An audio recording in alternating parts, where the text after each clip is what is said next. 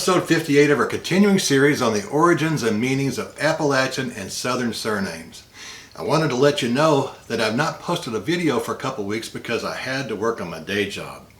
It was finals week, so I had a lot of grading to do. On today's show, we'll cover 8 more family names that are found across the South and Appalachia. I hope you'll join me. Let's get started. Number 1, Deaton. This Anglo-Saxon surname is an alternate form of Ditton.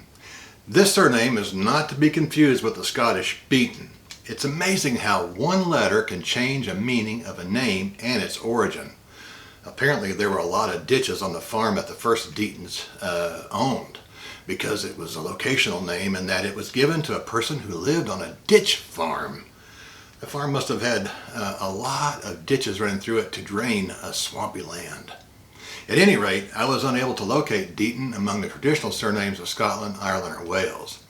Deaton is kind of unusual for our show because it's only associated with the Anglo-Saxons and England. Number 2, Couch.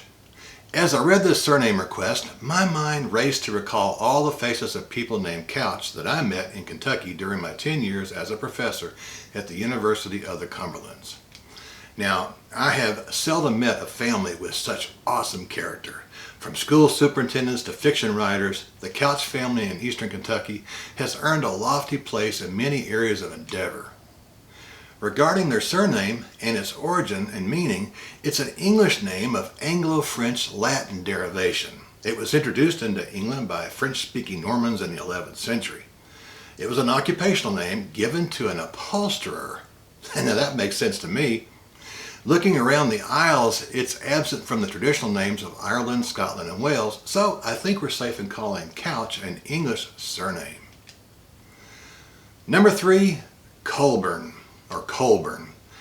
As with Deaton, Colburn is an old English surname that was given to a person who lived near some cold water. You might recall that Coldwell was given to a person who lived near a cold well. I remember drinking water from my Aunt Bess's well up in Sandy Gap, North Carolina. That's in Cherokee County up in the mountains. It was so cold it made my teeth hurt.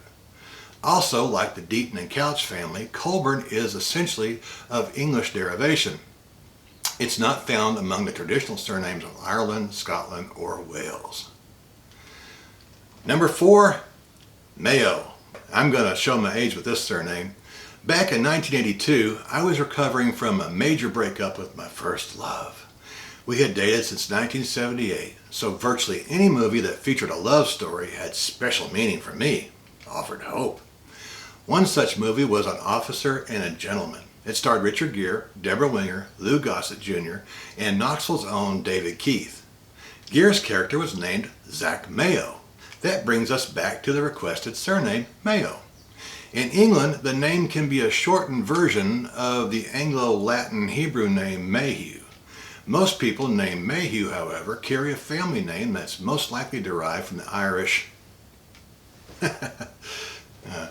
It meant a dweller on the plain of Yews. A paper trail might lead you to England, but I'm inclined to see Mayo as an Irish surname. Number 5, Bartlett.